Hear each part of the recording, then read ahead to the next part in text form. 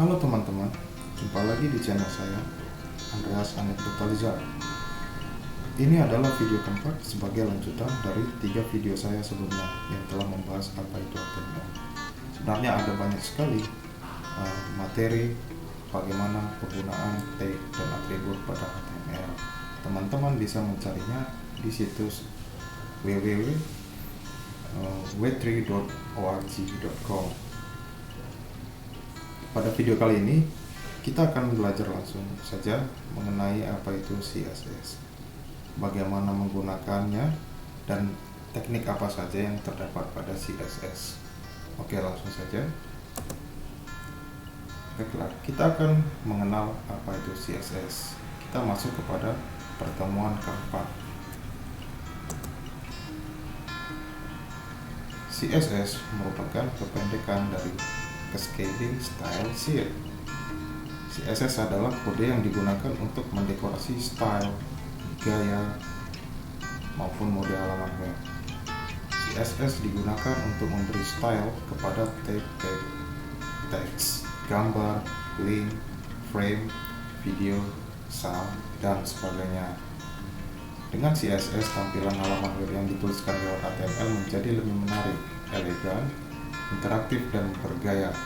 Jadi CSS ini, teman, adalah bahasa selain HTML yang kita gunakan untuk mendekorasi atau membuat tampilan halaman web kita menjadi lebih menarik. Dengan CSS kita bisa mengubah warna teks background dari tag-tag HTML. Perbedaan HTML dan CSS: HTML itu diperuntukkan untuk konten dan struktur halaman web. Perlu digarisbawahi bahwa HTML itu memang untuk struktur halaman web saja, walaupun pada intinya HTML ini bisa digunakan untuk misalnya membuat warna tulisan, membuat background. Memang secara teknis bisa, tapi itu tidak disarankan karena kita akan lebih cenderung menggunakan CSS untuk memperbaiki tampilan halaman web kita. Sedangkan CSS ini dia lebih diperuntukkan untuk tampilan atau style halaman web kita. Jadi masing-masing punya porsinya masing-masing gitu. Oke, agar lebih jelas kita perhatikan kasus di atas ini. Kasus di atas menggunakan tag font untuk membuat beberapa kata dalam paragraf tersebut menjadi berwarna merah.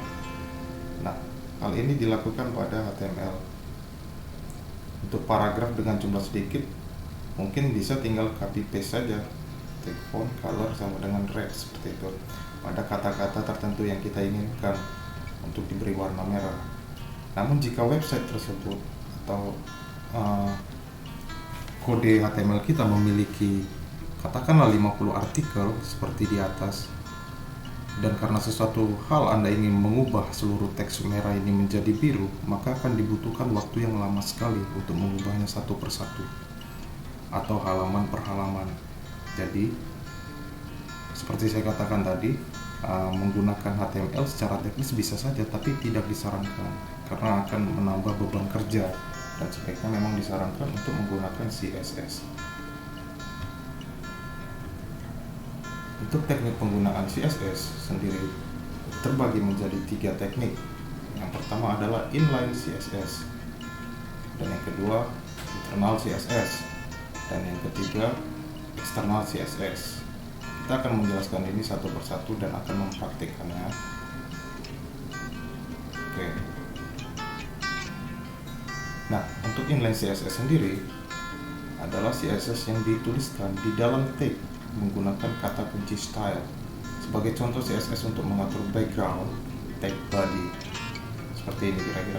Body style sama dengan background color RGB 255,0,0. Ini adalah kode warna.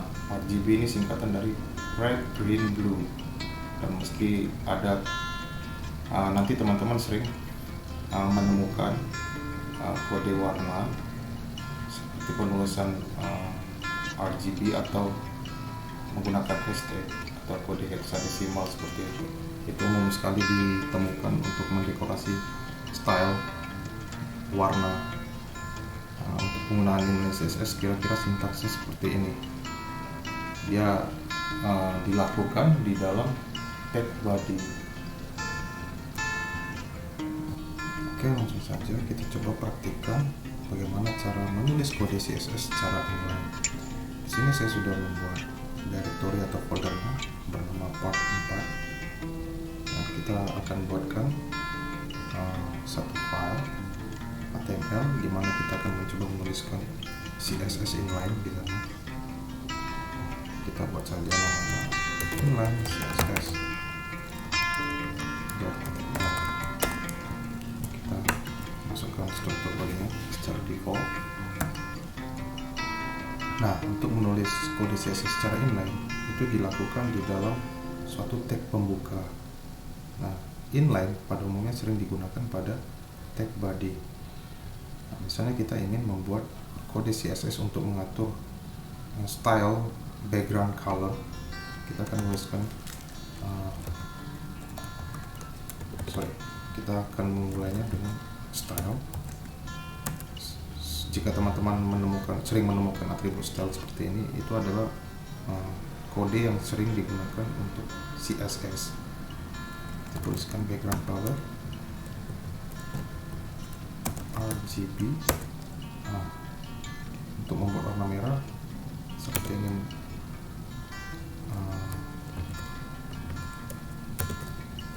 memasukkan warna merah, kita ketikkan ini kode warna RGB nya 255,0,0. Untuk mendekorasi warna biasanya kode warna yang digunakan pada umumnya adalah ada RGB dengan kode heksadesimal yang biasanya dimulai dengan hashtag seperti itu. Nah, inilah cara menuliskan kode CSS secara inline pada tag body.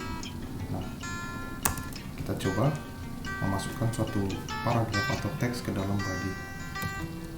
Nah, di dalam tag paragraf kita juga bisa menambahkan style secara inline atau CSS inline. Nah, di sini misalnya saya ingin mengubah stylenya, style color, kita ubah warnanya menjadi kuning. Nah, ini lalu kita ingin backgroundnya juga kita ubah. Nah, untuk menulis kode CSS secara inline atau kode CSS yang lainnya selalu diakhiri dengan tanda titik koma. Jangan sampai teman-teman lupa mengakhiri penulisan kode CSS dengan tanda titik koma ini. Jika lupa, itu tidak akan bisa diimplementasikan.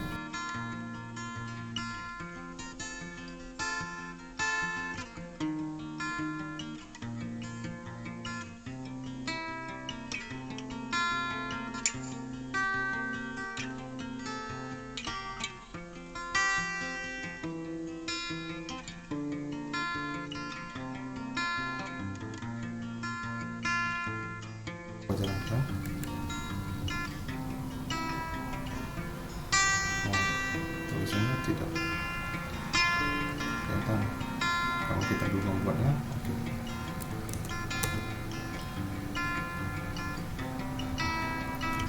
Kita akan buat misalnya hari ini.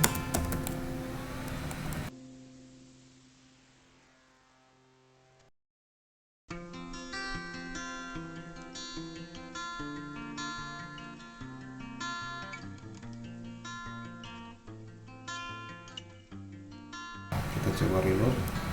Nah, inilah kira-kira jika kita menggunakan CSS inline pada file HTML kita.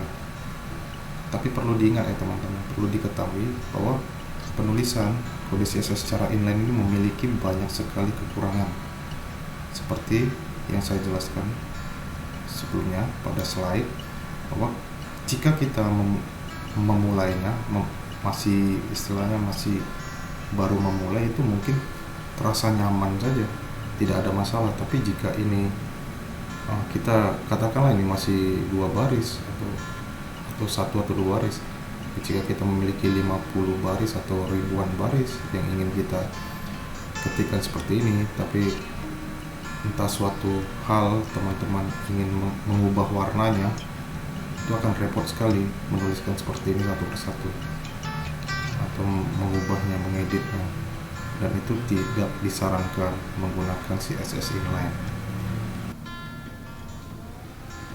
Nah, untuk internal CSS yang dituliskan di dalam tag head dengan menggunakan kata kunci style. Nah, jadi CSS ini dituliskan di dalam tag head.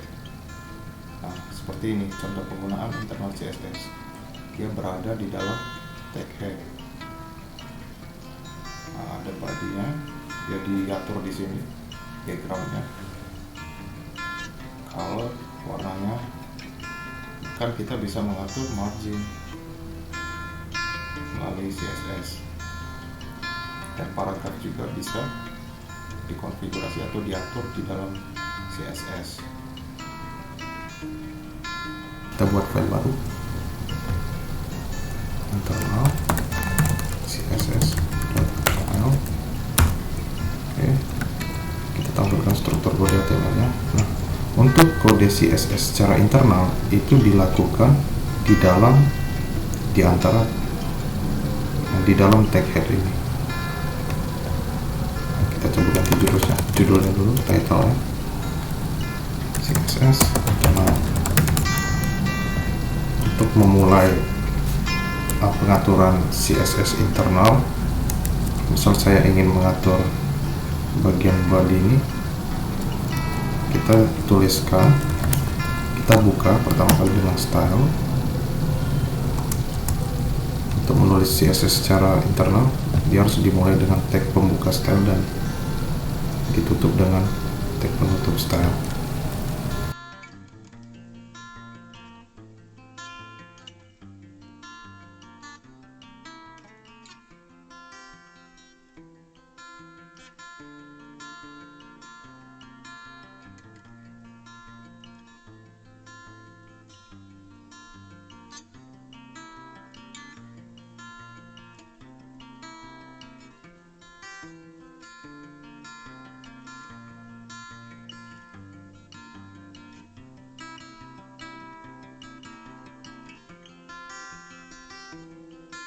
Oke, kita coba jalankan.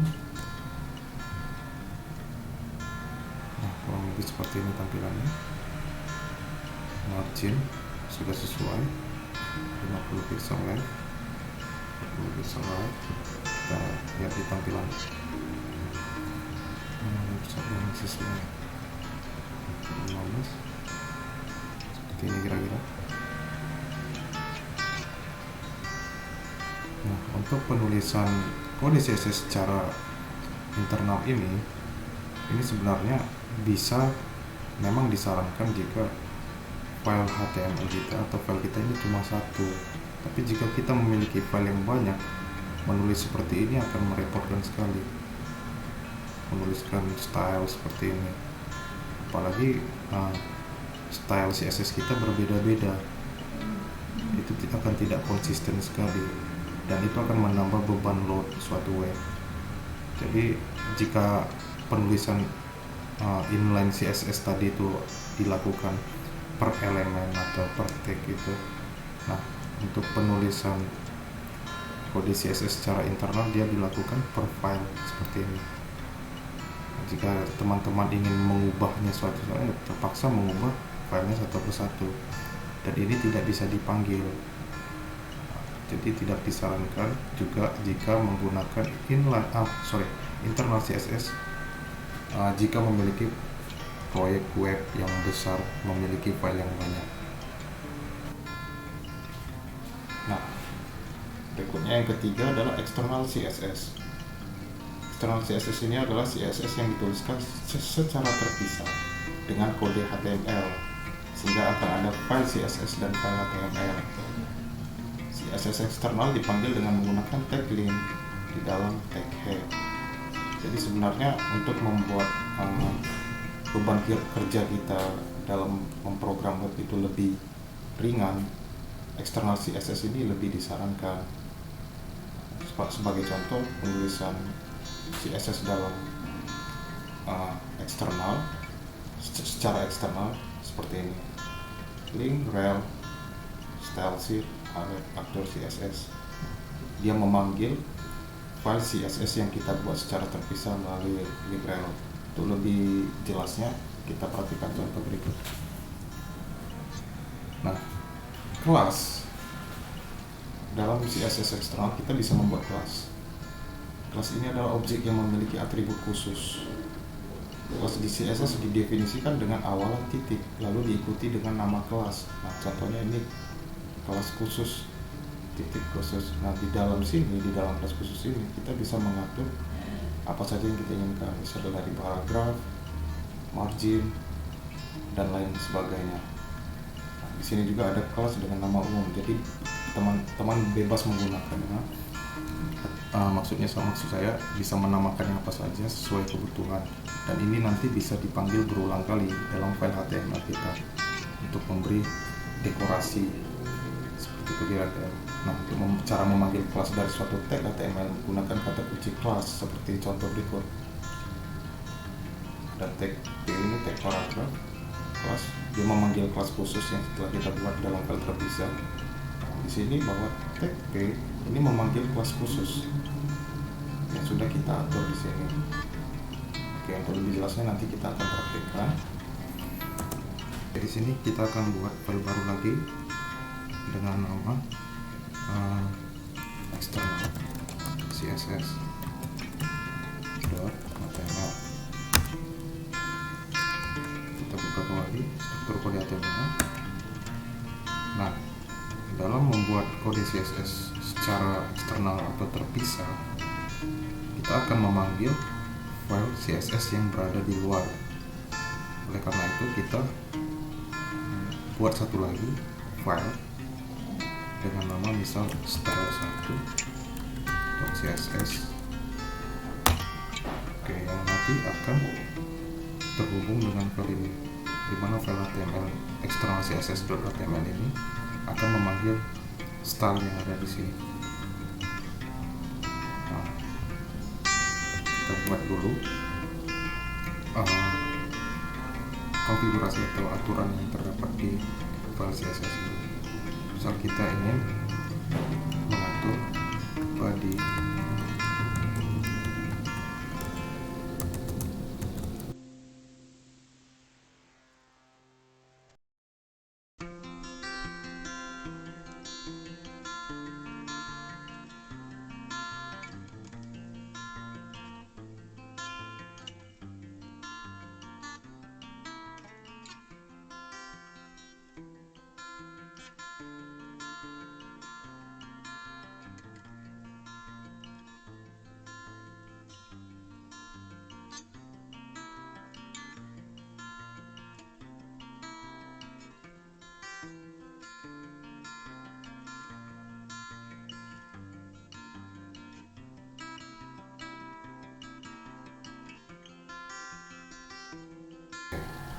file CSS-nya sudah jadi dan akan kita coba panggil dia di sini. Kita ganti title-nya dulu. Baca CSS eksternal. Nah, untuk memanggil aturan yang terdapat pada file CSS ini, kita buat di bawah title.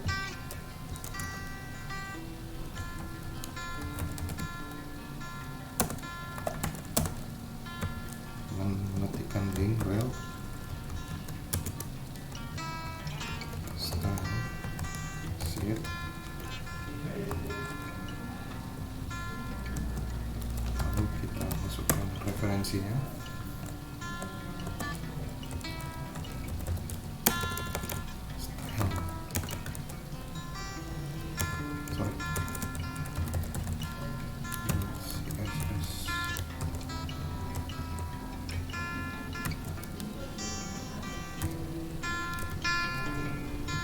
Lalu kita misalnya kita tuliskan saja di sini.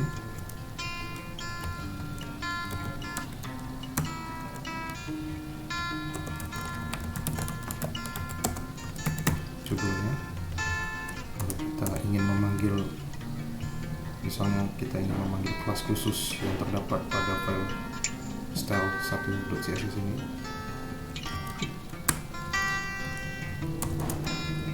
kita tambahkan atribut kelas di sini untuk memanggil kelas khusus.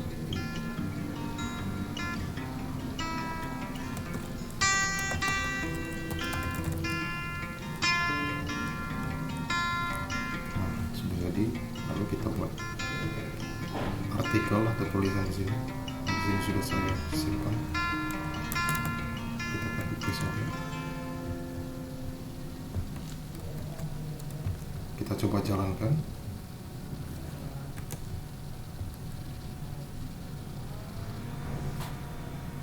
Nah, begini kira-kira tampilan ketika menggunakan CSS eksternal. Ketika kita memanggil kelas khusus, warnanya warna tulisan merah, backgroundnya hitam, teksnya justify. Dari ketiga teknik penulisan kode CSS yang sudah saya bahas sebelumnya, dua yang sebelumnya inline, internal, dan terakhir adalah eksternal, lebih disarankan untuk menggunakan eksternal CSS dikarenakan jika kita memiliki project yang besar atau file yang banyak, kita cukup memanggil aturan-aturan yang ada pada file CSS ini. Jadi tidak boros dan hemat waktu dalam bekerja. Misal kita ingin membuat banyak kelas di sini, tentu saja bisa kelas khusus, kita bisa panggil dia berulang kali. Di sini saya contohkan.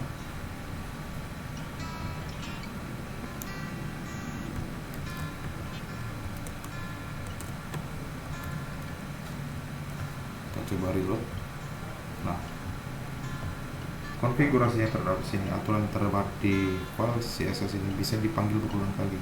Jadi tidak perlu menuliskan seperti pada inline CSS dan internal CSS berulang-ulang kali dalam setiap tag atau setiap file, dan itu sangat membebani kerja. Sangat disarankan menggunakan eksternal.